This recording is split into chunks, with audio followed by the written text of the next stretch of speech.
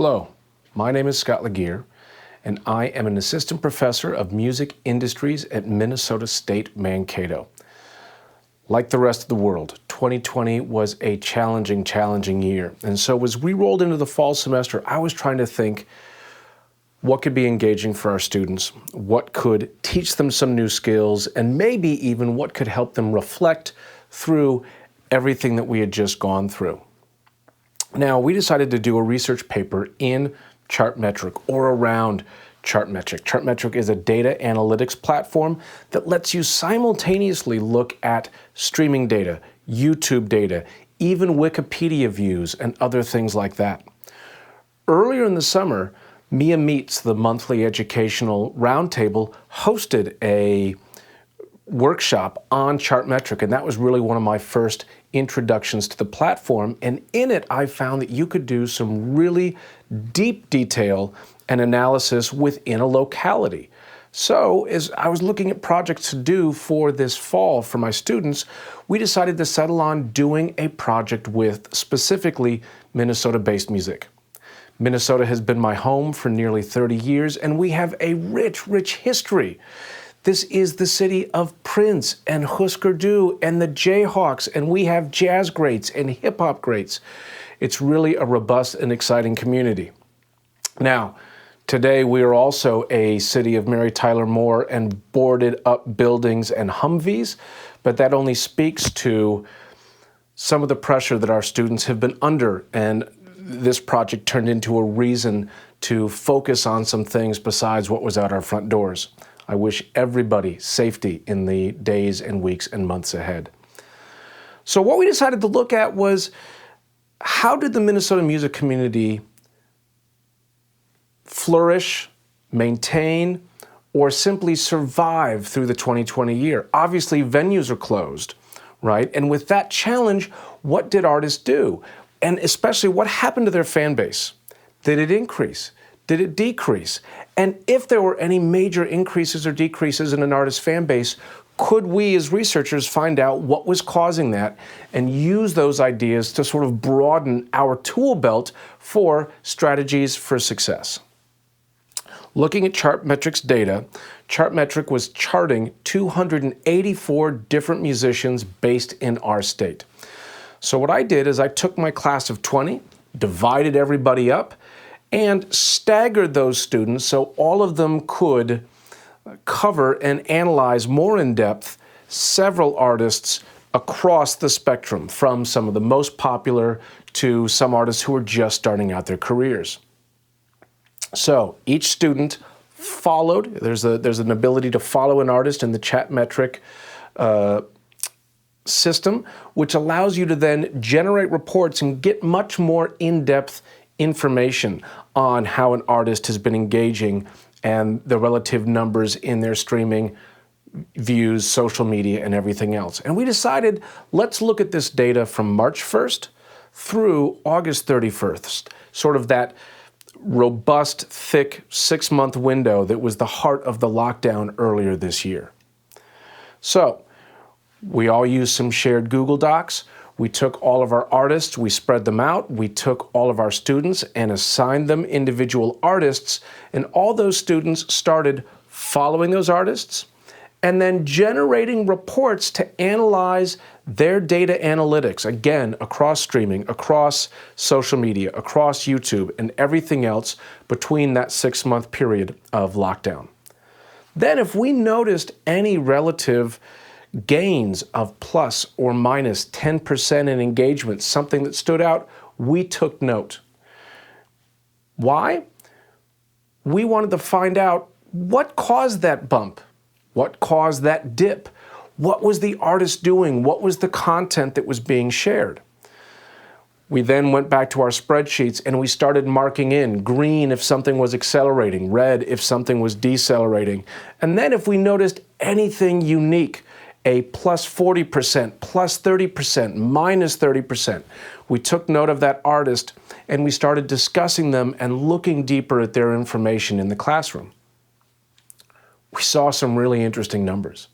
We saw from month to month an 800% increase in Spotify for one artist, an acceleration on Facebook or Twitter for another, or just steady 20% growth for some artists across almost all of their metric points.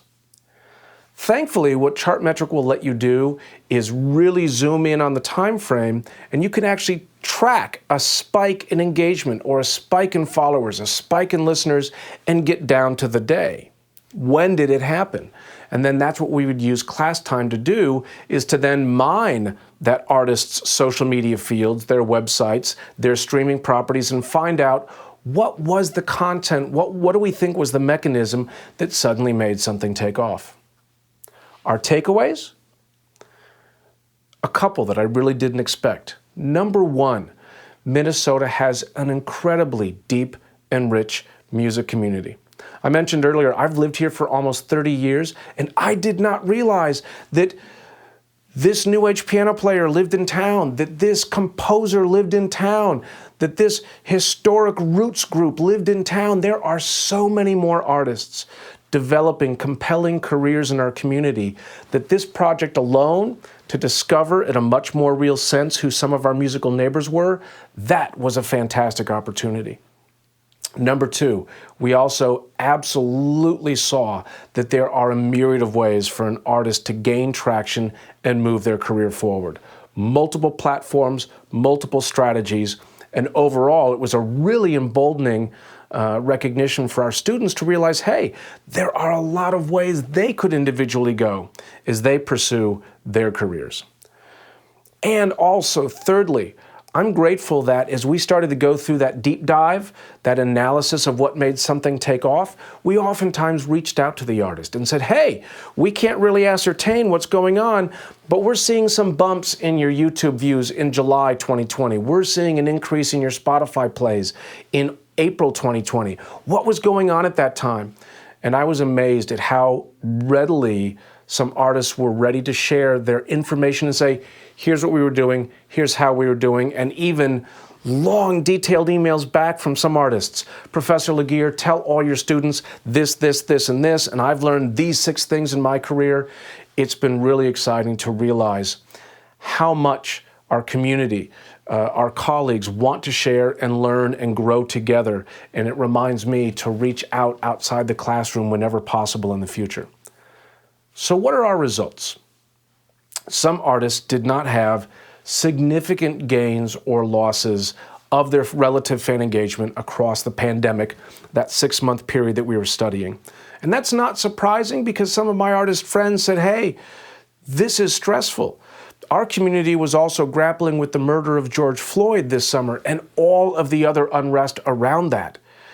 So some artists said, I'm sitting on the sidelines right now. I'm taking and making safe space for myself to be with my community, be with my family. I'm not in 110% career mode, and that makes sense. But we did see quite a few artists that had some incredible bumps in engagement over this period.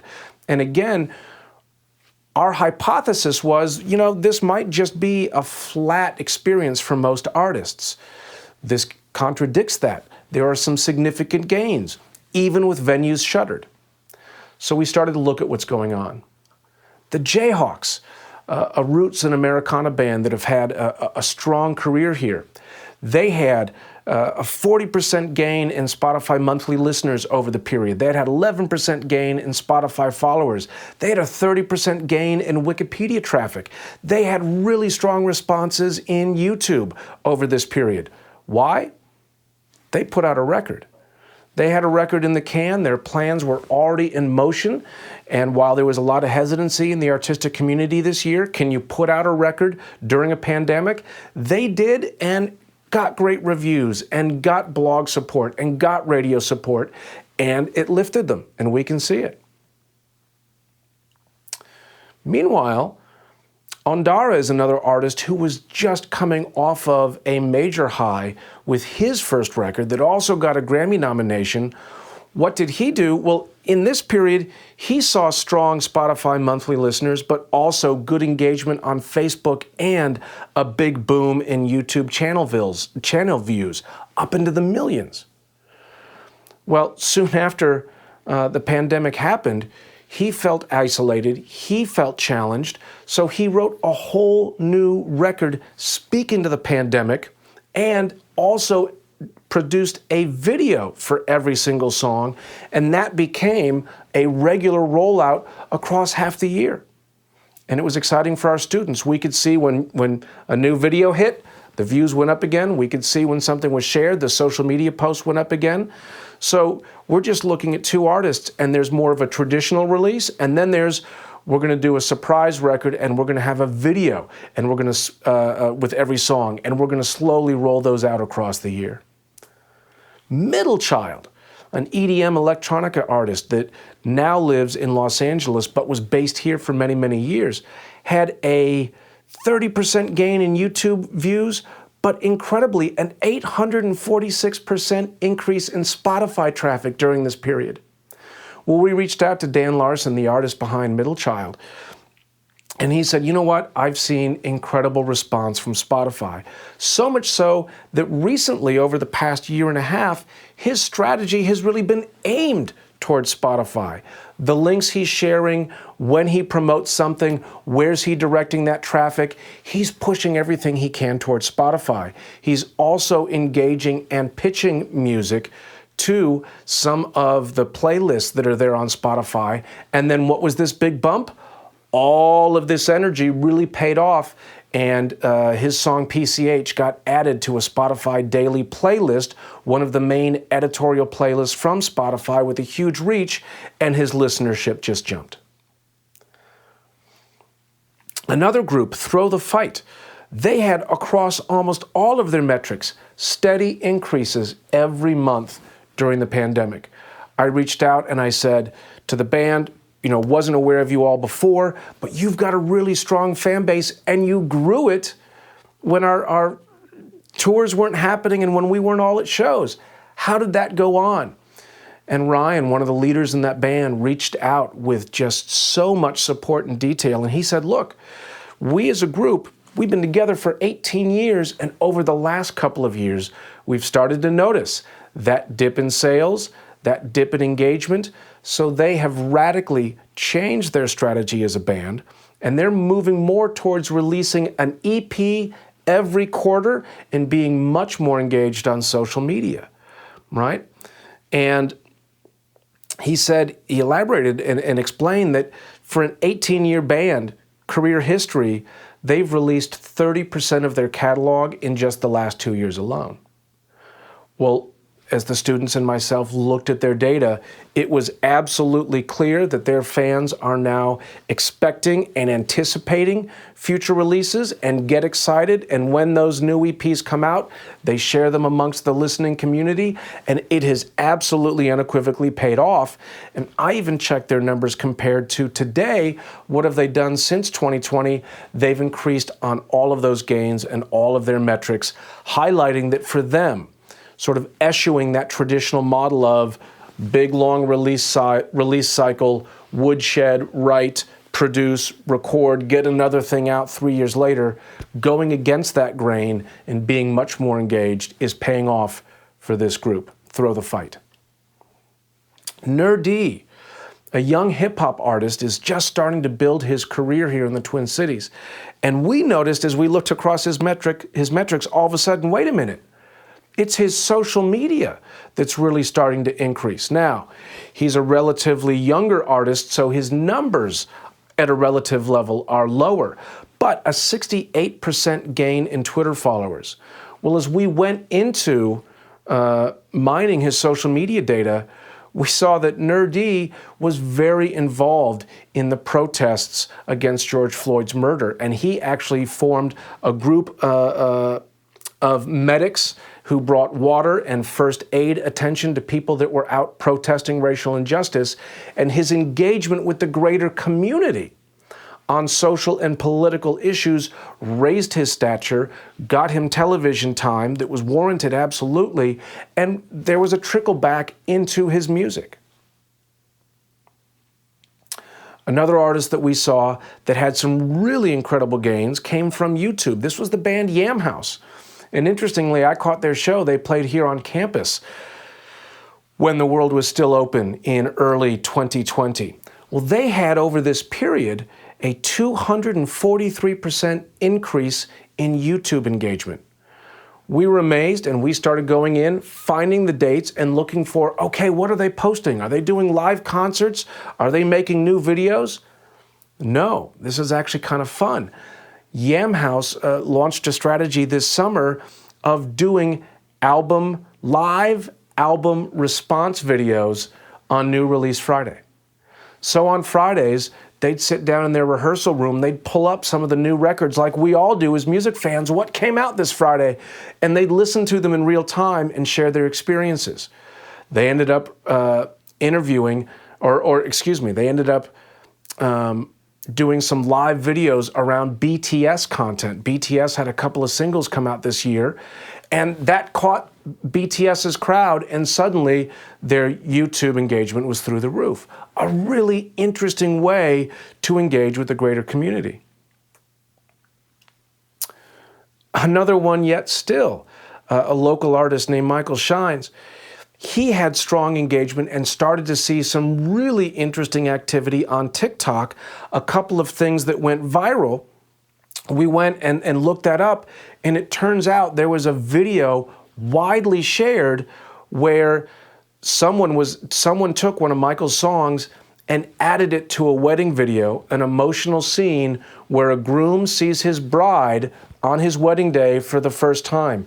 It's beautiful, it's poignant, and it got shared millions and millions and millions of times through TikTok, and we can look back at what happened to Michael's followers, subscribers, and everything else on his pages, and it all went up from something that was developed by a fan outside of his initial purview in TikTok. This was an exciting project. Number one, we exposed our students and myself. I was exposed to a new platform, new technologies, and a much more involved and analytical way to look at data. We also discovered how vibrant our Minnesota music community is, which reminds us to build bridges to all of those musicians in the future.